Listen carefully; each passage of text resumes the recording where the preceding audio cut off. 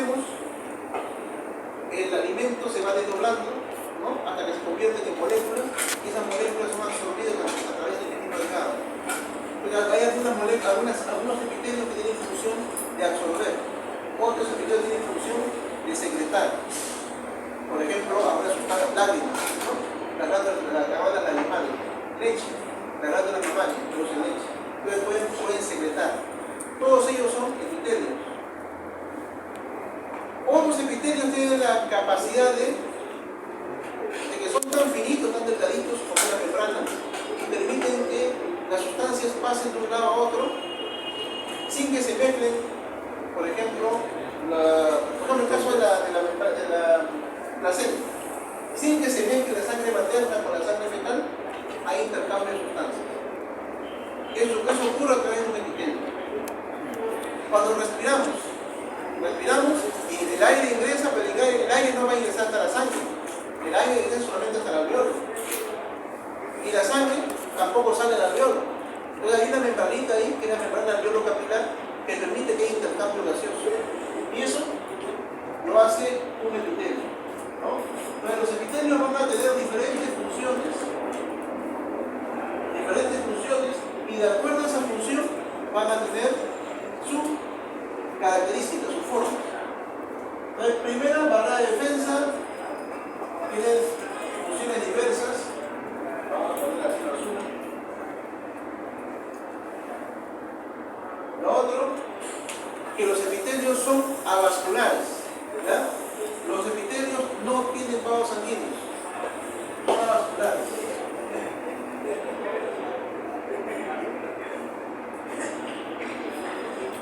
Y eso es muy importante en algunos órganos. Por ejemplo, acá en la córnea, en los ojos, tenemos un epitelio.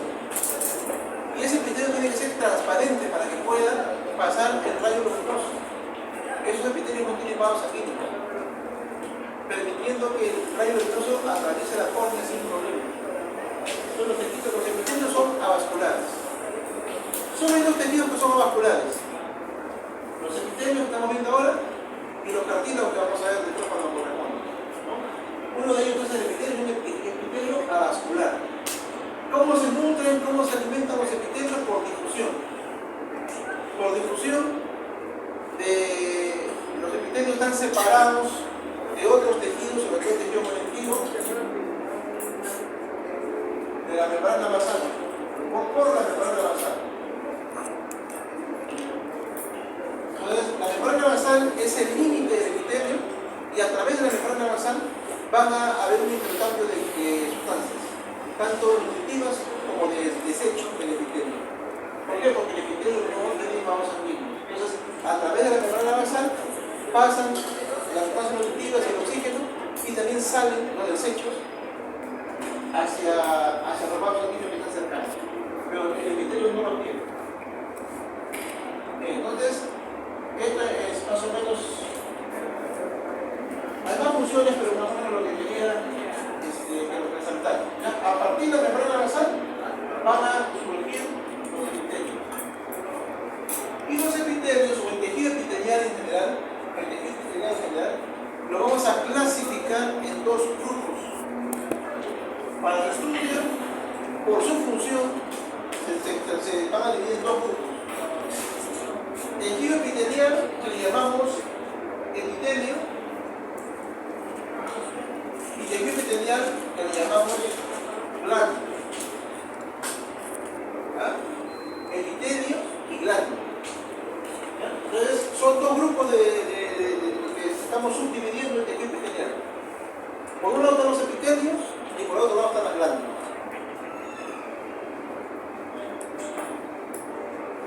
Las glándulas pueden ser de dos tipos también: exocrinas y pueden ser glándulas endocrinas. Exocrinas y endocrinas. Exocrinas, ¿por qué? Porque liberan su contenido hacia el exterior. Y endocrinas porque liberan su síntesis hacia la sangre. Las glándulas exocrinas son de varios tipos, producen diferentes sustancias. sustancias, hemos dicho, sudor, lágrimas, leche materna, moco, enzimas, ¿no? Que van a producir diferentes tipos de sustancias en las glándulas exocrinas. Mientras que las glándulas endocrinas, lo único que producen es, ¿qué producen? Hormonas. ¿Ya? Lo único que producen son hormonas. Y las hormonas van a la sangre directamente. Entonces las glándulas exocrinas, ambas glándulas, tanto exocrinas como endocrinas, surgen del epitelio, ¿ves que está acá? El epitelio. De ahí surgen. En el proceso de desarrollo biológico hay diferenciaciones celulares y hay procesos de apoptosis. ¿Quién sabe qué es apoptosis? Muerte celular. Muerte celular programada, ¿no es cierto? Entonces hay procesos de apoptosis y ¿por qué? Porque está programado, genéticamente viene programado eso. ¿No?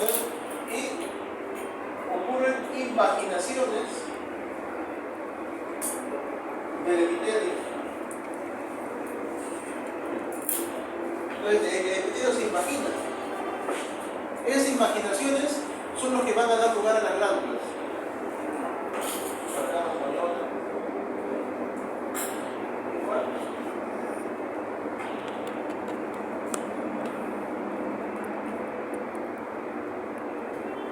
Esta va a dar lugar a una glándula exocrina. Y esta va a dar lugar a una glándula endocrina. ¿Cuál es la diferencia? ¿Cuál? La diferencia va a ser que la glándula exocrina se imagina y queda como en comunicación con el epitelio que le dio origen. Y va a tener dos zonas bien delimitadas. Va a tener dos zonas bien delimitadas. Una zona, que es esta parte que está por acá, es el fondo de la glándula, que es el lugar donde se sintetiza la sustancia, porque es el sitio donde se sintetiza la leche materna, por ejemplo. El sitio donde se produce la saliva, la enzima, la lágrima, el sebo. Entonces, esta zona se llama acino. Entonces, los acinos son los encargados de sintetizar la sustancia propia de la glándula. Y lo que conecta con el exterior, que está tapizado por un epitelio, se llama ductos o conductos. ¿Ah? Ductos, pues el ducto, si no es chiquito se llaman ductos, ductulillos, etc. Y los conductos son más gruesos, ¿no? Porque tiene varios tipos de ramificación. Entonces, conductos en general. Tiene acinos y tiene conductos. Los acinos sintetizan el producto de la glándula y los conductos se encargan simplemente de transportar hacia el exterior. El exterior puede ser la cavidad bucal, por ejemplo, una glándula salival, parótida, una saliva a la que va a buscar, ese es el exterior. Una glándula gástrica produce alguna sustancia, cualquier sustancia gástrica, ácido clorhídrico, hacia el exterior. ¿Cuál es el exterior? La cavidad gástrica, ¿no? El sudor, el exterior es la epidermis, ¿no? Entonces, siempre van a tener contacto con un epitelio y por ahí van a liberar la sustancia que producen. En cambio, la glándula endocrina, también en su proceso de desarrollo, pierde continuidad con el epitelio que le dio origen.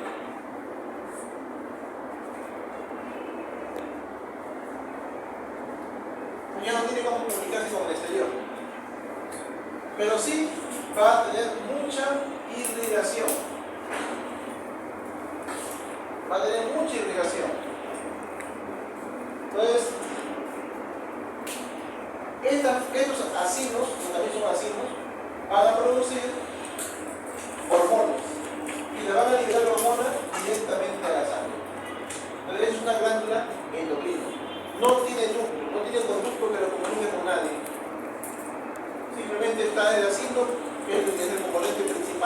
para sintetizar la sustancia que es hormona siempre. Glándula tiroides, ¿no? Glándula hipófisis, glándulas suprarrenales, ¿no?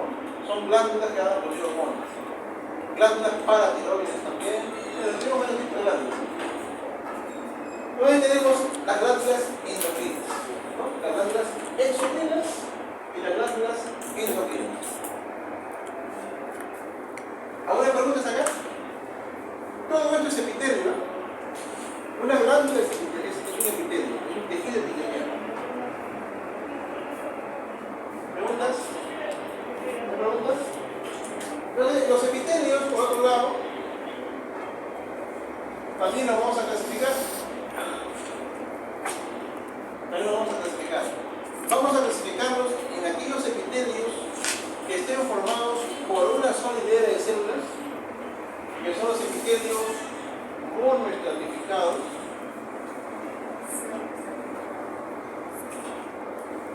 o también llamados simples. Son mono, ¿qué significa? Significa uno, ¿no? Significa que tienen una sola capa de células, o también se llama simple. Y la otra es el estratificado.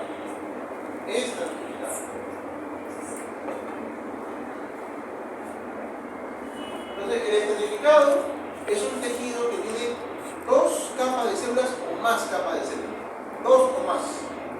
Si tiene dos o más, es estratificado. Si tiene uno solo, es monoestratificado o simple.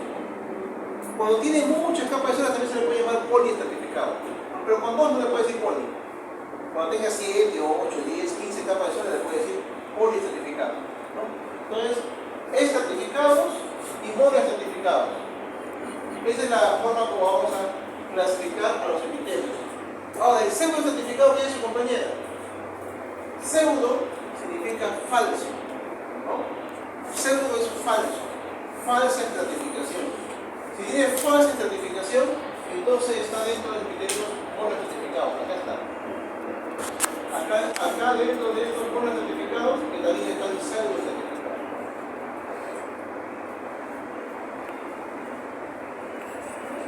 El pseudoestratificado es un tipo de tejido monoestratificado.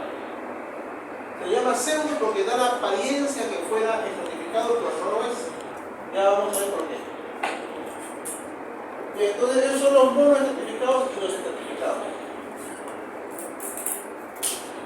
Ya más o menos nos estamos acercando a lo que queremos llegar.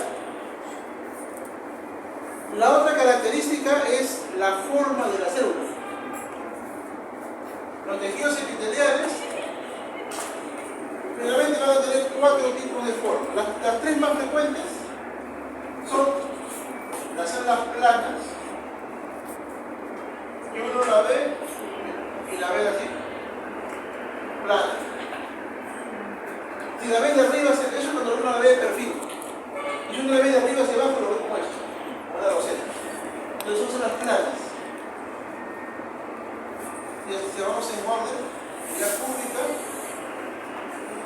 que es una célula de esta forma. Por ejemplo, le encontramos los hepatocitos, los conductos. Los conductos tienen el tipo de célula cúbica.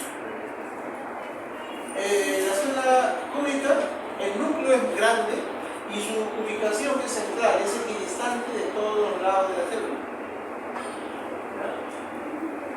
Cúbica. La otra forma celular, cilíndrica.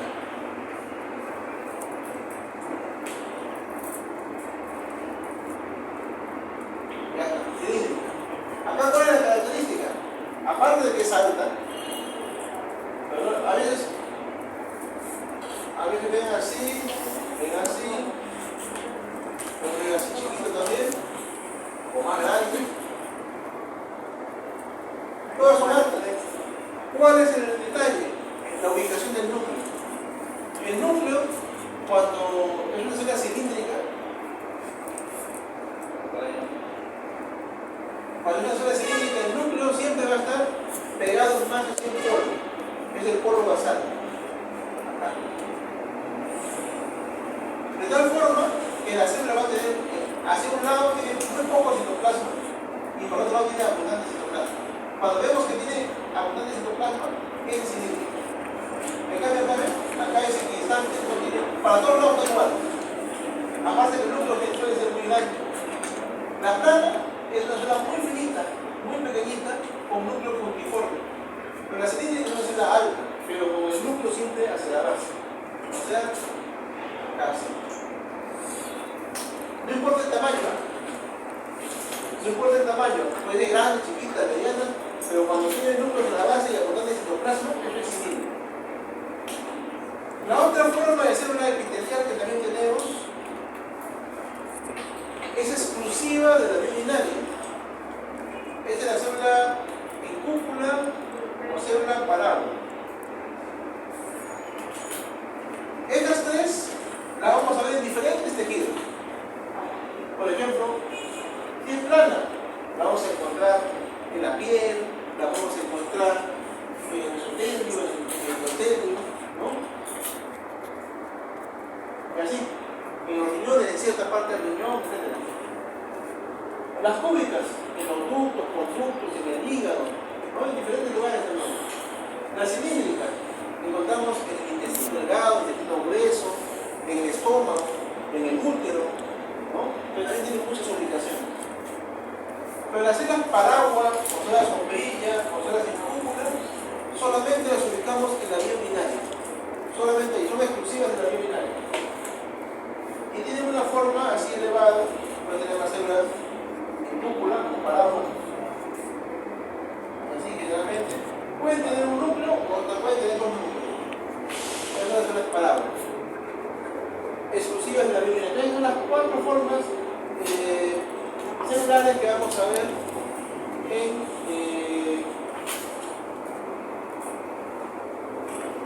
el epitelio. Hay otra forma que también podemos acá colocar, por ejemplo,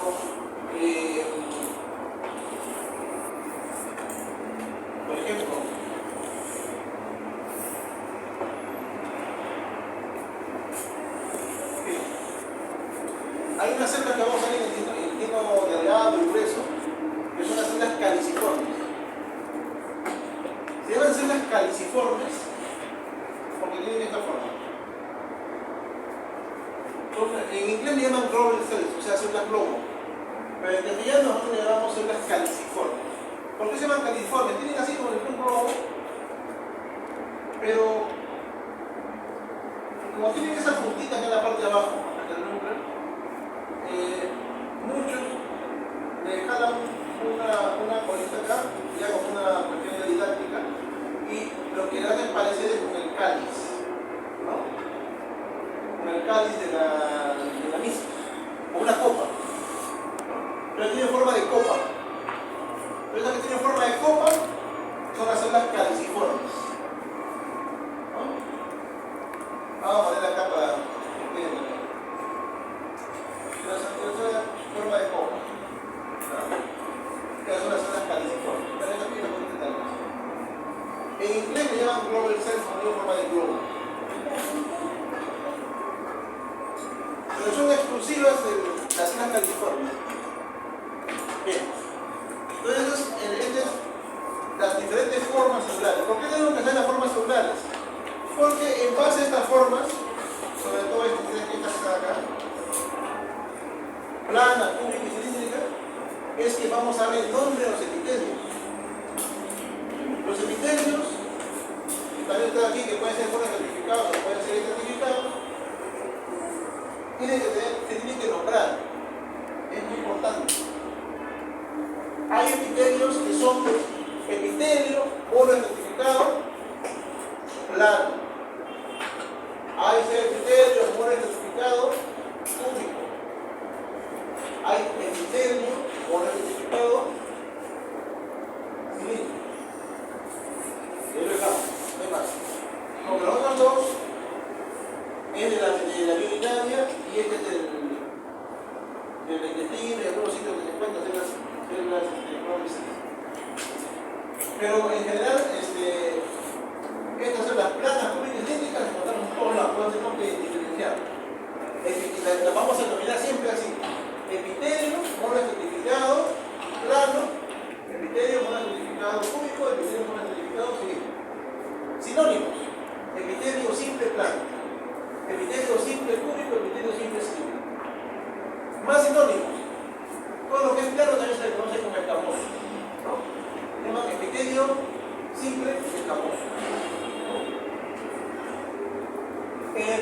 parte de estratificados también es lo mismo. Puede ser epitelio estratificado plano, epitelio estratificado cúbico, epitelio estratificado cilíndrico. Lo mismo, ¿no? Entonces, ¿qué tenemos que saber nosotros? Eso, esta clasificación. Tenemos que saberlo. Plano, ¿por qué es? Porque hay células planas en la superficie. ¿Por qué es cúbico? Porque lo que se ve son células cúbicas. ¿Por qué es cilíndrico? Porque lo que se ve son células cilíndricas. Cuando son doble estratificados, hay mucho problema. El problema con la complejidad se hace cuando es epitelio estratificado. Por ejemplo, aquí, esto que dibujamos acá, ¿qué tipo de epitelio sería? Mono estratificado, simple, plano. Claro, epitelio doble estratificado. Simple, plano. ¿Es plano? ¿Es como este? No. Cúbico. ¿Cierto? Es epitelio monoestratificado cúbico, entonces. Cúbico. Realmente vamos a dibujar acá. Plano, que es así. Cúbico, que es así. Y el otro, cilíndrico. Entonces acá tenemos un epitelio monoestratificado plano. Un cilíndrico. No se olviden, acá siempre está. ¿Cómo se llamaría esto que está en contacto con las células? Membrana basal. ¿Ya? Membrana basal. Esto acá es la membrana basal. Todas las células están sobre la membrana basal. Entonces, cuando es un epitelio simple o monoestratificado, una única capa de células, entonces el nombre es fácil. Yo solamente reconozco la capa de células que está ahí y ya sé qué tipo de epitelio es. Una sola capa de células, entonces es un epitelio monoestratificado, en este caso, cúbico. Pero si la membrana basal continúa, entonces puedo tener igual acá. Vamos a poner así. Pero acá es monoestratificado. Pero si yo hago esto,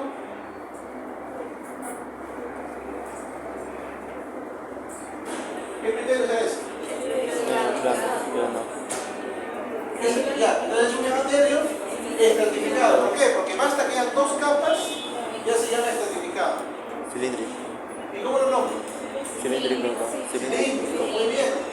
El nombre es, bueno, la primera parte, ¿no? Epitelio estratificado, porque tiene dos capas. Y el apellido lo va a dar la capa superficial. Si esta capa superficial son células cilíndricas, entonces es un epitelio estratificado cilíndrico. Pero si yo tengo acá, ¿ahí cómo lo llamaría? Cúbico. Epitelio estratificado cúbico. Así es, ¿no? Entonces se llamaría epitelio estratificado cúbico.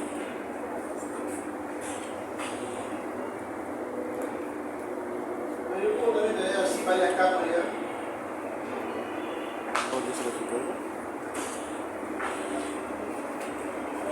Y acá arriba de repente ahora. ¿Cómo se llamaría el epitelio? Claro, se llamaría epitelio poliestratificado. También le puede decir estratificado, no hay problema, porque está dentro de la clasificación. Estratificado, poliestratificado, pues son varias capas de células. Y nos fijamos en la capa superficial. Las capas superficiales son las planas. Entonces un epitelio estratificado o poliestratificado plano. ¿Por qué? Porque en la capa superficial estoy viendo células planas. ¿Ya? Entonces así se llama. Si no hubiera células planas, seguiría siendo cilíndrico, cúbico. Entonces, hay algunos epitelios como la piel, que sobre la parte, sobre la célula plana, además tiene gelatina. Entonces, ahí llamaríamos epitelio estratificado, plano, queratinizado. ¿No? De esa forma lo denominamos a los epitelios. Es decir, siempre tienen que acordarse la clasificación y seguir la regla nada más. Cuando son varias capas de células, vamos a tener nosotros también los epitelios un poquito más complejos. vamos a tener tres zonas. Una zona que está en contacto con la membrana basal, que se llama capa basal. O sea, todas las zonas que están en contacto con la membrana basal son la capa basal de ese epitelio. Y todas las zonas que se encuentran en la parte superficial se llama capa superficial. No hay problema.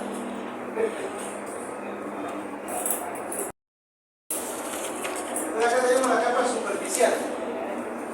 Y en la capa superficial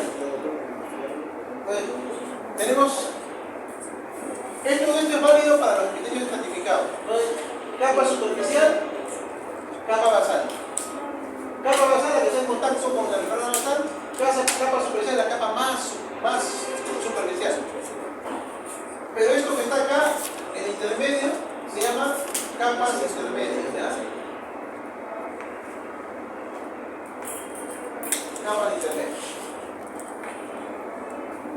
En algunos epitelios que son así gruesos como la epidermis, tiene un nombre inclusive. Tiene un nombre. Eso se llama capa basal, estrato espinoso, estrato lúcido, estrato granuloso, estrato córneo. Cada uno tiene su nombre. Entonces, dependiendo de la complejidad, también van teniendo nombres. Pero en general, nosotros sabemos que es capa basal, capa intermedia y capa superficial. ¿Ya? En este caso, cumple los tres porque tiene varias capas de células. Pero ¿qué pasa con este otro que nada más tiene dos capas? Porque este nada más tiene capa basal y capa superficial. Nada más, no tiene capa intermedia. ¿Ah? ¿Se entiende? ¿Sí, no? La capa superficial es la última célula que es. Sí, lo que está más arriba. O sea, el plano es la capa superficial. En este ejemplo, sí. Capa- No siempre es un plano, puede ser cilíndrico, puede ser cúbico. No es una membrana, no. No, ahí termina. La última capa superficial, no, la membrana siempre está abajo. La membrana está abajo. ¿Y por qué no hay membrana arriba? Porque los epitelios, como ustedes seguramente han escuchado muchas veces, todos los días se están renovando. ¿Qué significa? Que las células viejas se están descamando y las células antiguas, las células nuevas, están avanzando de abajo hacia arriba. Entonces, hasta si no hubiera una membrana no se podían descamar. Todos los días estamos perdiendo miles de células. En la piel, en el tubo digestivo, en la vía respiratoria, en todo lugar. Todo nuestro cuerpo está renovando todos los días. Entonces, las células superficiales se descaman. Son las viejas, son las muertas, cumplen con su ciclo celular y termina todo. Mientras que las células que están en la capa basal están formando nuevas células. Por eso es importante que conozcamos que es la capa basal. En la capa basal acá podemos encontrar normalmente mitosis. ¿Ah? ¿Qué significa mitosis? Que hay renovación de células, que hay división celular. Que hay división celular. Sí, qué problema. Entonces, ¿dónde es normal la división celular? En la capa basal. Por ahí la capa, cuando la ponemos en distinto, también la capa parabasal. Por eso es para cuestiones de especialidad. En general, capa basal. En la capa basal encontramos mitosis. Y eso es normal. Acá están naciendo nuevas células que van a ir ascendiendo. La célula nueva nace acá, mañana está arriba, la flor mañana está un poquito más allá, el día 3-4 días después ya está en la superficie. Y después se cae, ya cumplió con su ciclo. Y se descama. La de capa basal, intermedia, superficial, solo cumple cuando hay. Cuando hay más, claro, cuando hay tres capas o más. Pero o sea, yo entiendo como si hubiera nada más tres capas. No pueden haber 20 capas.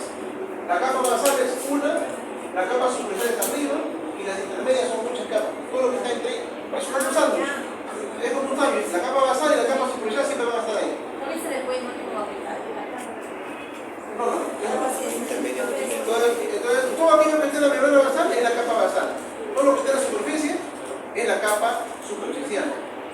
Y todo lo que está en el centro son las capas intermedias. Puede ser una, puede ser 10, puede ser 15. ¿Cómo se diferencia? O sea, la cantidad, o sea, esto es capa superficial, basal.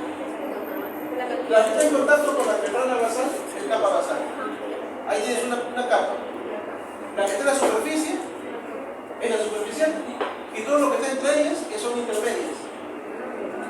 Son muchas, puede ser una nada más. Entonces, de esa forma vamos a utilizarlo. Y la mitosis siempre va a estar acá en la capa basal. La renovación celular siempre va a empezar acá abajo. Las células más antiguas se van descamando, se van despidiendo, chao, se murieron, se fueron, y las células nuevas van ascendiendo. A ese proceso que las células nacen y ascienden y luego se descaman, eso es el ciclo celular, pero también se le conoce en el tejido se le conoce como maduración celular. ¿No? La célula va madurando, nace, va ascendiendo, en ese proceso de ascenso va madurando. No es igualita, por ejemplo, en la capa basal es cúbica, pero en la capa superficial es plana. Ha sufrido un cambio en el proceso. No solamente la forma, sino también el núcleo. El núcleo era grande al principio, después es chiquito, y es una capa más grande. Entonces, ese proceso se llama maduración celular. Y eso es lo que está dentro del ciclo celular. Otra característica del tejido epitelial, que tienen ciclos celulares cortos. ¿No? Debido a que siempre están siendo agredidos, nuestros tejidos, nuestros epitelios, siempre se están renovando. El ciclo celular de un tejido epitelial es mucho más corto, por ejemplo, que un músculo. Hay algunos músculos, por ejemplo, que nunca se van a dividir, como el corazón, el músculo cardíaco. ¿No? Entonces, el ciclo celular es muy corto en los epitelios. Importantísimo. Cuanto más importante es ese epitelio, más rápido se renueva. Por ejemplo, ¿qué pasa cuando a una persona le cae un cuerpo extraño acá al ojo? Le cae una ceniza en el ojo, vamos a poner que le cae una cenicita en el ojo y se quemó un poquito el ojo, de la conjuntiva o de repente de la córnea. Le puso un agua fría, luego se tiene que poner agua fría para bajar la temperatura, luego se le pone un parchecito con crema y el ojo se le deja parchado hasta el día siguiente. No se le toca. Al día siguiente, en 24 horas, todo el epitelio se renovó. Y no hay que hacer más. O sea, uno al día siguiente abre el ojo y ya la manchita esa que había ya desapareció. Siempre cuando hace una lesión pequeña, a lo mejor muy superficial, pero si es un borde, algo más profundo, es imposible. Pero solamente son cosas pequeñitas que caen a los cuerpos extraños, que dañan. Se lava, se coloca una crema y se tapa con un parche.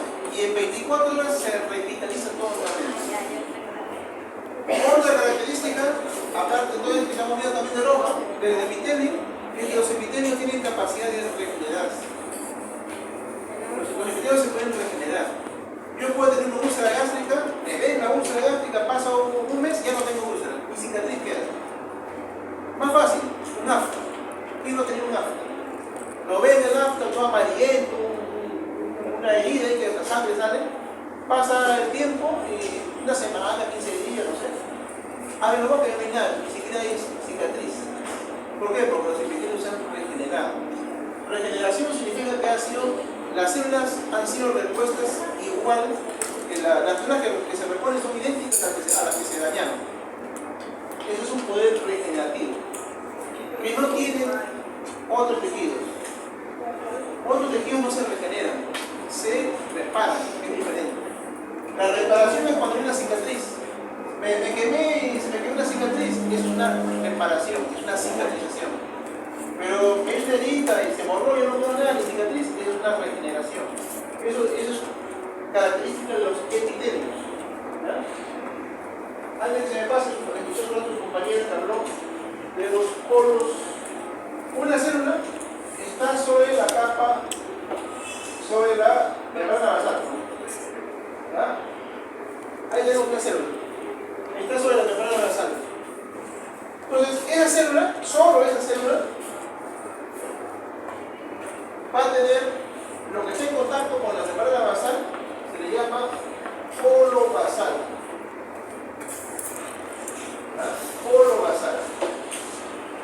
Y lo que está en el lado opuesto a la membrana basal, o sea, esto que está por acá, se le llama polo apical. Eso es cuando estamos refiriendo a una única célula. Entonces, una célula está en contacto con la membrana basal, es el polo basal de la célula. Y el lado opuesto es el polo apical. Pero eso no lo podemos referir al epitelio que es el estratificado. Cuando el epitelio es estratificado, capa basal, capa intermedia, capa superficial. Cuando el epitelio como este monoestratificado, ahí sí, capa basal, polo basal, polo apical. ¿Ya? Pero esta parte acá sería polo basal y acá arriba sería polo apical. Pero ya ahí sí encaja esa combinación. Y la parte lateral son polo lateral o lateral basal, dependiendo ya de dónde puede ser lateral basal o lateral apical. Pero en general, lo que está abajo, pegado a la membrana basal, polo basal.